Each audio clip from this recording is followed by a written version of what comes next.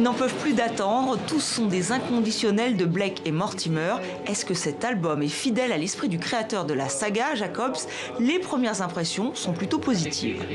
Le dessin m'a l'air beau, j'ai le sentiment qu'on revient à une mise en page assez proche de ce que j'ai connu dans pas mal d'autres albums. Enfin voilà, je l'ai lu de manière un peu décousue, je garde encore la surprise. Il y a quelque chose de nostalgique, on rajeunit lorsqu'on lit Blake et Mortimer, et en même temps on exulte tout simplement parce qu'il y a toujours des péripéties, des aventures pas possibles, voilà, ça nous sort de l'ordinaire.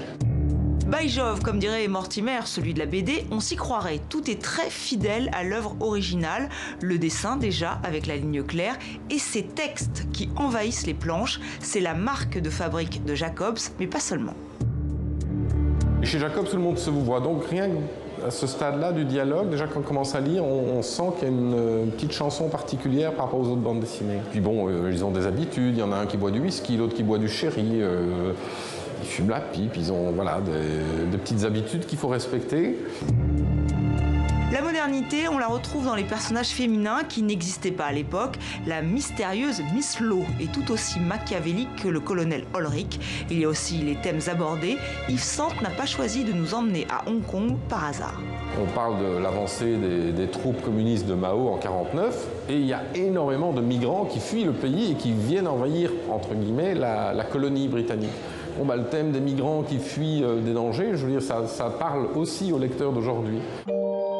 De l'action, de l'exotisme et une pointe de mystère, la vallée des immortels ravira les inconditionnels et ils sont nombreux. L'album a été tiré à 450 000 exemplaires. Un mythe est né et on ne sait pas, personne ne sait vraiment très bien comment.